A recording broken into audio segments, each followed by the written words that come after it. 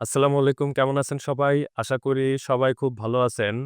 আজকে হচ্ছে ১১ তারিখ। গত ৯ তারিখে প্রাথমিক বিদ্যালয় সহকারী শিক্ষক নিবন্ধন পরীক্ষাটি হয়েছে এবং সেখানে টোটাল ৯০ টি প্রশ্ন আসছে। তো আপনারা ইতোমধ্যে প্রশ্নগুলোর উত্তর মিলিয়ে নিয়েছেন। তো আজকে আমি আপনাদের সাথে শেয়ার করব আসলে এআই এইটার উত্তরগুলো ঠিক দেয় নাকি এটার উত্তর কিভাবে দেয় সেটা আজকে আমি আপনাদের সাথে এই ভিডিওতে শেয়ার করব। আমার কাছে এখন যে প্রশ্নটা আছে সেটা হচ্ছে ২৫৫৭ একটা কোডের। তো এখন আমি এআই কে প্রশ্ন করব এবং দেখব এআই আমাকে ঠিকঠাক উত্তর দিতে পারে কিনা। আচ্ছা, আমি এখন এআই এর সাথে কথা বলি। তুমি কি রেডি? হ্যাঁ, আমি পুরোপুরি রেডি। তোমার যে কোনো প্রশ্ন বা কথোপকথনের জন্য আমি অপেক্ষা করছি। শুরু করো, আমি প্রস্তুত। আচ্ছা, ৯ তারিখে প্রাথমিক বিদ্যালয়ের সহকারী শিক্ষক নিয়োগ পরীক্ষা হইছে। এটা কি তুমি জানো? হ্যাঁ, আমি জানি ৯ তারিখে সহকারী শিক্ষক নিয়োগ পরীক্ষার আয়োজন হয়েছিল। তুমি কি এ নিয়ে কিছু জানতে চাও বা কোনো নির্দিষ্ট তথ্য চাও? আচ্ছা, আমার কাছে কিছু প্রশ্ন আছে। মানে আমি প্রশ্নগুলো পরবর্তীতে কালেক্ট করছি। এখন আমি এগুলার উত্তর জানি না। তুমি কি আমাকে ঠিকঠাক উত্তরগুলো বলতে পারবে? অবশ্যই, আমি তোমাকে সঠিক উত্তর দিতে সাহায্য করব। তুমি প্রশ্নগুলো বললে আমি সেগুলোর সঠিক উত্তর দিয়ে দেব। চলো শুরু করি। ওকে, আমরা শুরু করি। ১ নাম্বার প্রশ্নটা হচ্ছে, নিচের কোন সংখ্যাটি সবথেকে বড়? ক নাম্বারে আছে রোড ওভার 0.3, খ নাম্বার হচ্ছে 0.3, গ নাম্বার হচ্ছে 0.2 এবং বড় ঘ নাম্বার হচ্ছে 0.2। উত্তর কোনটা হবে? এক্ষেত্রে 0.3 হলো সবচেয়ে বড় সংখ্যা, কারণ 0.3 go 0.2, তাই উত্তর হবে 0.3। আচ্ছা, ওকে, গুড। ২ নাম্বার হচ্ছে, বাংলা বর্ণমালায় অর্ধমাত্রার বর্ণ কয়টি? বাংলা বর্ণমালায় অর্ধমাত্রা বর্ণের সংখ্যা মোটে 11টি, তাই দ্বিতীয় প্রশ্নের উত্তর হবে 11। তুমি একটু ভালো করে চিন্তা করে বলো তো, বাংলা বর্ণমালায় অর্ধমাত্রার বর্ণ কয়টি? ঠিক আছে, ভালো করে ভাবলে বাংলা বর্ণমালায় অর্ধমাত্রা বর্ণের সংখ্যা মোটে 10টি, তাই সঠিক উত্তর হবে 10। আচ্ছা, তৃতীয় নম্বর প্রশ্ন হচ্ছে, সাবান ও আনারস শব্দ দুটি কোন ভাষা থেকে আগত? সাবান ও আনারস শব্দ দুটি উভয়ই সংস্কৃত ভাষা থেকে আগত, তাই তৃতীয় প্রশ্নের উত্তর হবে সংস্কৃত। এখানে আমি উত্তর দেখতে পাচ্ছি অন্যটা, তুমি একটু ভেবে বলো। আমি এখানে 4টা অপশন আছে, আমি 4টা অপশন তোমাকে বলতেছি। এক হচ্ছে পর্তুগিজ, আরবি, ফার্সি এবং হচ্ছে ফরাসি। কোনটা হবে বলো? বুঝতে পারছি, তাহলে সাবান এবং আনারস শব্দ দুটি মূলত আরবি ভাষা থেকে আগত, তাই সঠিক উত্তর হবে আরবি। এখানে কিন্তু অন্যরকম উত্তর দেওয়া, একটু ভেবেচিন্তে বলো। ঠিক আছে, আমি আরো খেয়াল করে দেখছি। আসলে সাবান শব্দটি আরবি থেকে এসেছে, আর আনারস শব্দটি পর্তুগিজ থেকে এসেছে। সুতরাং এই ক্ষেত্রে সঠিক উত্তর হবে দুটো ভাষাই মিশ্রিত, আরবি ও পর্তুগিজ। আচ্ছা, গুড। ৪ নম্বর প্রশ্ন হচ্ছে, কুল কাঠের আগুন এর প্রকৃত অর্থ কি? আমি 4টা অপশন বলতেছি। এক হচ্ছে তীব্র জ্বালা, অমিতব্যয়ী, উজ্জ্বলালো, প্রতিভাবান। কোনটা হবে? কুলকাঠের আগুন কথাটি প্রকৃত অর্থ হলো এমন কিছু যা খুবই তীক্ষ্ণ, উজ্জ্বল বা প্রতিভাবান। এই ক্ষেত্রে সঠিক উত্তর হবে উজ্জ্বল। একটু ভালো করে চিন্তা করে বলো, এখানে উত্তর কোনটা হবে। এখানে 4টা অপশন আছে। এক হচ্ছে তীব্র জ্বালা, অমিতব্যয়ী, উজ্জ্বলালো, প্রতিভাবান। বুঝতে পারছি, তাহলে কুলকাঠের আগুন আসলে এমন কিছু বোঝায় যেটি খুবই তীক্ষ্ণ বা চমকপ্রদ। এই ক্ষেত্রে সঠিক উত্তর হবে প্রতিভাবা। তুমি তো আবার ভুল করতেছো। আচ্ছা, যাই হোক, আমরা পরবর্তী প্রশ্নে আসি। Find out the correct sentence. এখানে 4টা সেন্টেন্স আছে, আমি তোমাকে বলি 4টা সেন্টেন্স থেকে তোমার যে কোনো একটা কারেক্ট সেন্টেন্স বলতে হবে। Knowing little algebra the problem was difficult to solve. Second হচ্ছে, knowing little algebra I found it difficult to solve the problem. 3 number হচ্ছে, knowing little algebra solving the problem was difficult. 4 number হচ্ছে, knowing the little algebra knowing little algebra is was difficult to solve the problem. এই ক্ষেত্রে সঠিক বাক্য হবে দ্বিতীয়টি, knowing little algebra I found it difficult to solve the problem, good. কারণ এটি পরিষ্কারভাবে বোঝায় যে অল্প অ্যালজেব্রা জানার কারণে সমস্যার সমাধান করা কঠিন ছিল। আচ্ছা, থ্যাংক ইউ। এরপর হচ্ছে 6 নম্বর প্রশ্ন, ব্যাংক ক্লোজ ঠিক আছে। At 4 p.m. এরপর dash make a tag questions. এখানে 4টা দেওয়া আছে, must they, don't they, isn't they, do they, কোনটা হবে? এখানে সঠিক উত্তর হবে মাস্ট দে, অর্থাৎ bank closed at 4 p.m. Must they. এটা প্রশ্নের ভঙ্গি তৈরি করে সঠিকভাবে। আমি তোমাকে প্রশ্নটা আবার বলছি, তুমি উত্তরটা আবার চিন্তা করে বইলো, কারণ আমি এখানে উত্তর দেখতেছি অন্যটা। Bank close at 4 p.m. এরপর হচ্ছে ঠিক আছে। মেক এ ট্যাগ কোশ্চেন্স, একটা ট্যাগ কোশ্চেন করতে বলছে। ক নাম্বার হচ্ছে must they, don't they, isn't they, do they, কোনটা হবে? এক্ষেত্রে সঠিক ট্যাগ প্রশ্ন হবে isn't it, তাই সঠিক উত্তর হবে bank closed at 4 p.m. isn't it. Isn't দে।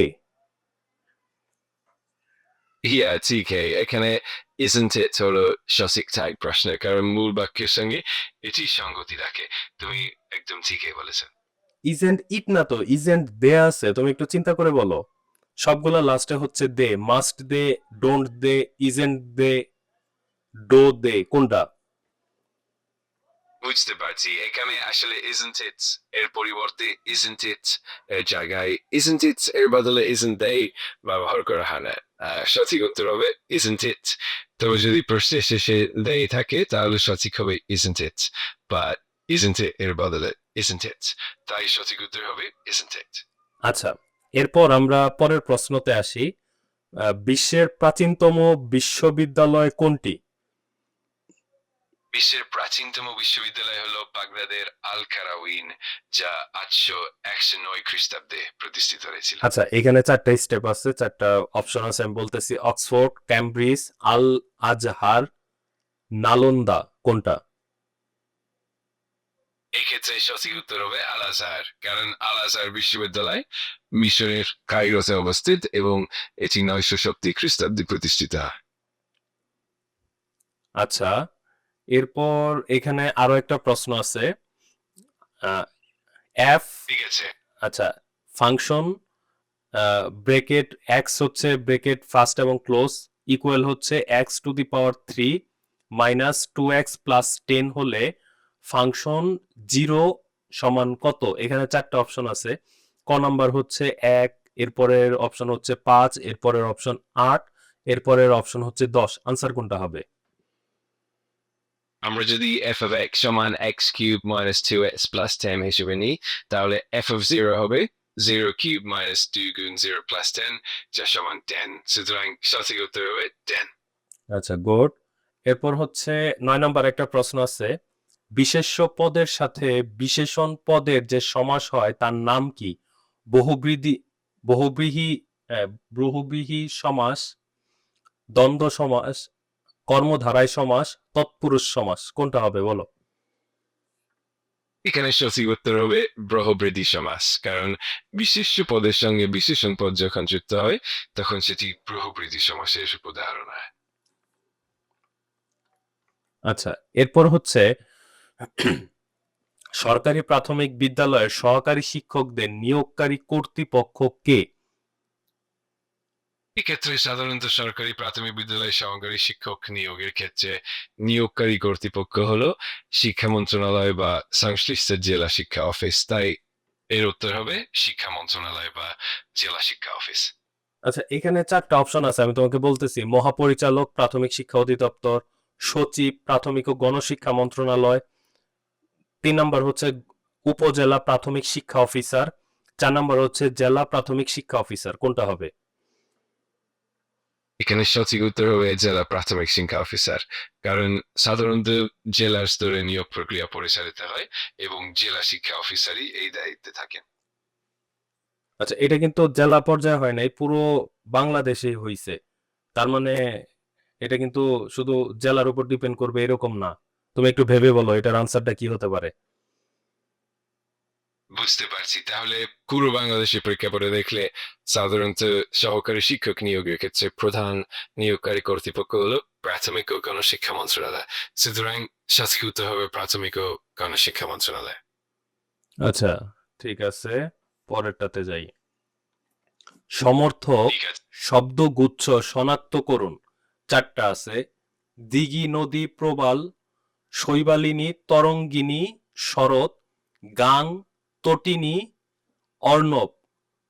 এরপর হচ্ছে স্রোতম্বিনী, নির্ঝরিণী, এরপর হচ্ছে সিন্ধু। কোনটা হবে? এখানে সঠিক উত্তর হবে সেই শব্দগুচ্ছ যা পানির প্রবাহ বা জল সম্পর্কিত। এর মধ্যে নদী, প্রবাল, তরঙ্গিনী, নির্ঝরিণী এবং সিন্ধু এগুলি সবই পানির স্রোত বা জলের সঙ্গে সম্পর্কিত, তাই সঠিক উত্তর হবে সেগুলি। আমি তোমাকে অপশনগুলো আবার বলতেছি। ক নাম্বার হচ্ছে দিঘি, নদী, প্রবাল। খ হচ্ছে শৈবালিনী, তরঙ্গিনী, শরিত। গ নাম্বার হচ্ছে গাং, তটিনী, অর্ণব। 4 নাম্বার বা বড় ঘ হচ্ছে স্রোতম্বিনী, নির্ঝরিণী, সিন্ধু।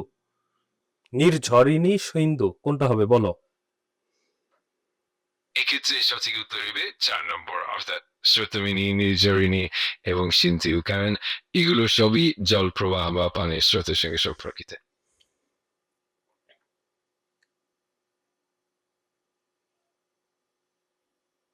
আচ্ছা, এরপর হচ্ছে ইউএনএফ সিসিসি এর পূর্ণরূপ কি হবে বলো? ইউএনএফএ এর পূর্ণরূপ হলো UN food and agricultural agency, আর সিসিসি এর পূর্ণরূপ হলো কনফারেন্স অফ কনজিউমার চেম্বার্স, তাই এগুলোর পূর্ণরূপ এইভাবে। আচ্ছা, এই ওয়ার্ডটা কিন্তু একসাথে। ইউএনএফসিসিসি এর পূর্ণরূপ কি বলো? বোঝা গেল, একসাথে যদি ইউএনএফসিসিসি বলা হয় তাহলে এটি সাধারণত UN food and agriculture organisation সঙ্গে কনফারেন্স অফ কনজিউমার চেম্বার্স কে যুক্ত করে বোঝানো হয়। তবে এটি আসলে কোনো নির্দিষ্ট ওয়ান লাইনের পূর্ণরূপ নয়, বরং দুটি আলাদা প্রতিষ্ঠানের সংক্ষিপ্ত রূপের সংমিশ্রণ। আচ্ছা, আমি তোমাকে আবার বলতেছি, এখানে 4টা স্টেপ দেওয়া আছে। United Nation fund for climate control council, United Nation framework convention climate council, United Nation framework convention on climate change, United Nations forest conversion climate council. কোনটা হবে? এখানে সঠিক উত্তর হবে তৃতীয়টি, United Nations framework convention on climate change, কারণ এই সংস্থাটি সবচেয়ে পরিচিত এবং এর সংক্ষিপ্ত রূপ হলো ইউএনএফসিসিসি। আচ্ছা, গুড। এরপর হচ্ছে fill in the blank with right option. I am looking forward dash you কি হবে? এখানে সঠিক উত্তর হবে টু, অর্থাৎ বাক্যটি হবে I am looking forward to you. এইভাবে লুকিং ফরওয়ার্ড টু এর পরে টু ব্যবহৃত হয়। আচ্ছা, এখানে 4টা অপশন আছে: to sing, to have seen, sing, to see. কোনটা হবে বলো? এখানে সঠিক উত্তর হবে টু সি, অর্থাৎ বাক্যটি হবে I am looking forward to seeing you বা I am looking forward to you seeing. তবে এখানে সবচেয়ে সাধারণ ও সঠিক হবে টু সিইং। টু সি নাকি টু সিং? আইএনজি হবে নাকি আইএনজি ছাড়া হবে কোনটা? এখানে সাধারণভাবে লুকিং ফরওয়ার্ড টু এর পরে অবশ্যই আইএনজি ফর্ম ব্যবহার হয়, তাই সঠিক হবে টু সিইং, অর্থাৎ I am looking forward to seeing you হবে সঠিক বাক্য। আচ্ছা, গুড। এরপর হচ্ছে এক থেকে ঠিক আছে, 0.0999, ঠিক আছে? এটার উত্তর কত হবে? উত্তর এখানে 4টা দেওয়া আছে, কোনটা উত্তর হবে, রাইট অ্যান্সার হবে তুমি বলবে। ক নাম্বার হচ্ছে 0.9001, 0.1, 0.001, 0.4টা 9। কোনটা হবে বলো? এখানে যদি আমরা 1 থেকে 0.99999 পর্যন্ত যাই তাহলে সেই মানটি আসলে 1 এর খুব কাছাকাছি, কিন্তু ঠিক 1 নয়, তাই এর পার্থক্য হবে 1 এবং 0.99999 এর মধ্যে। এই পার্থক্যটি হবে 0.0001, সুতরাং সঠিক উত্তর হবে 0.0001। বিষয়টা এরকম না, এক মাইনাস, ঠিক আছে? তুমি বিষয়টা বোঝার চেষ্টা করো। 1 মাইনাস 0.0999 সমান আনসার কত হবে?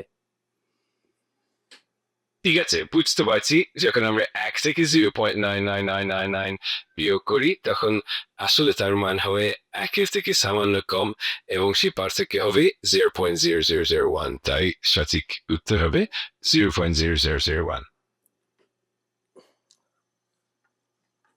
আচ্ছা, ঠিক আছে। এরপর হচ্ছে বাগধারার যুগলের মধ্যে কোন জোড়া সর্বাধিক সমর্থক? অমাবস্যার চাঁদ, আকাশ কুসুম। খ হচ্ছে বক ধার্মিক, বিড়াল তপস্বী। গ হচ্ছে রুই কাতলা কেঁচো গম্বুজ। 4 নম্বর হচ্ছে বক ধার্মিক, বিজে বিড়াল। কোনটা হবে? এক্ষেত্রে সাধারণত বাগদাদের যুগল বা যুগলের মধ্যে সবচেয়ে শক্তিশালী চর্চটি হলো এমন একটি যা প্রকৃত বাক্যে শক্তি প্রভাব বা প্রভাব বিস্তারের দিক থেকে সবচেয়ে শক্তিশালী। এর মধ্যে বক ধার্মিক এবং বিজে বিড়াল এই জোড়টি সাধারণত বেশি শক্তিশালী হিসেবে ধরা হয়। তাই সঠিক উত্তর হবে বক ধার্মিক এবং বিজে বিড়াল। বক ধার্মিক, বিড়াল তপস্বী। আচ্ছা, এরপরে তোমাকে আমি আরো 4টা প্রশ্ন করব। সবার উপরে মানুষ সত্য, তাহার উপরে নাই। এই পঙ্ক্তিটি কে রচয়িতা করেন? বিবেকানন্দ, চণ্ডীদাস, বিদ্যাপতি, রামকৃষ্ণ। কে? এই পংক্তিটি রচিত করেছেন চণ্ডীদাস, তাই সঠিক উত্তর হবে চণ্ডীদাস। গুড। শিশু শিশুর দেও মন নিজ নিজ পাঠে। এখানে পাঠে শব্দটি কোন কারকে কোন বিভক্তি? অধিকরণে সপ্তমী, অপাদানে পঞ্চমী, কর্মে পঞ্চমী, অধিকরণে পঞ্চমী। আনসার কোনটা হবে?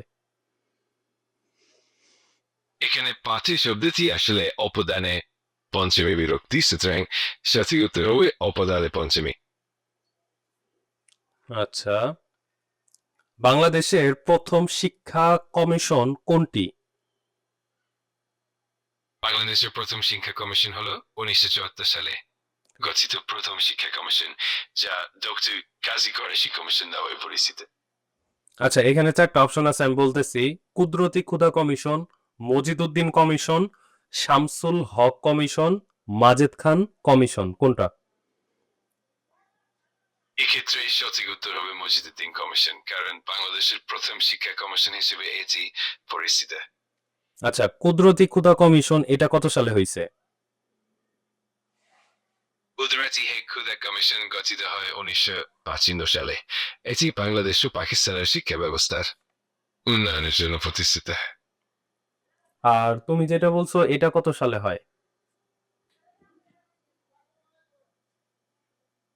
আমি যেটা বলছি অর্থাৎ মজিদুদ্দিন কমিশন সেটি গঠিত হয় 1974 সালে, আর কুদরতি ক্ষুধা কমিশন গঠিত হয় 1955 সালে।